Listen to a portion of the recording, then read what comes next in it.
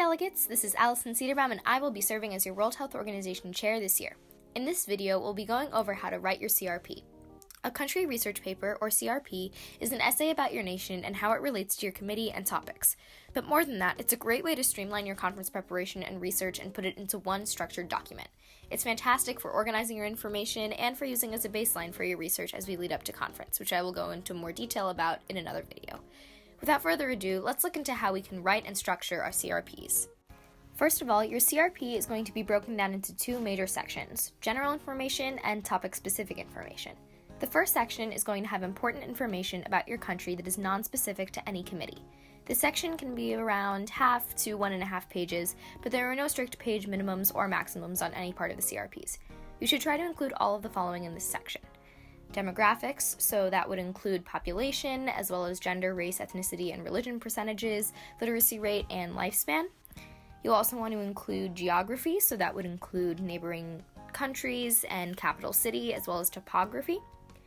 You'll also want to reference trade information, so that would be nations that you frequently trade with, imports and exports, which leads you into economics. So you want basic information to be included, like GDP, currency, things like that. Now, you'll also want to reference your government structure of your nation. So, for example, if you're representing the United States, you would say it's a democratic republic led by a 3-branch federal government, or something simple like that. You'll also want to include a brief history of the past century or so. Now, the time period can be flexible, but just make sure that you're giving background on your nation's events. And you'll definitely want to include some current events, so your current leader of your nation and broad, general, important issues in your country. The second section of your CRP is about your nation's position on your committee topics. You can find these topics on your committee website. For each of your committee topics, you should have 3 paragraphs. The first should be focused on how this topic impacts your country, problems that have arisen, how it impacts the people of your nation, and what the government can or cannot do about it. For instance, with the topic of rights of children in Djibouti, you can write about child mortality rate and youth female genital mutilation. In this paragraph specifically, you should definitely use statistics and current events to support your argument. Now, in the second paragraph of each topic position section, you should address possible solutions, specifically those that your country would support. This is the section when you, as a representative of your nation, should let the ideology of your nation's leader shine through. The third paragraph should elaborate on possible solutions and be more specific on how this relates to your fellow committee members. You can reference other nations that you would like to work with by country name or geographic region in this section. And just a quick formatting note, make sure you're titling your sections and topics in your CRP just for clarity. So hopefully now you've got more of a grasp on how the structure of your CRP is going to work, so I just want to give some quick tips about the writing process.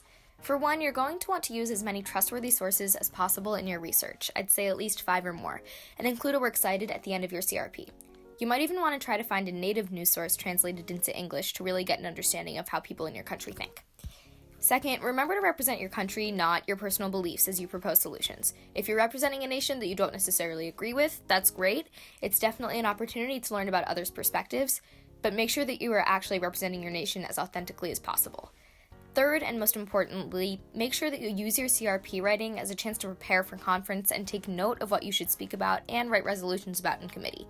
The point of a CRP is not just busy work. It's an essential part of conference preparation. Make sure that you have a printed copy of it at conference so that you can keep track of all the information you worked so hard to find. Alright guys, I hope that this video was helpful as you continue your conference preparation and education on MUN Academy.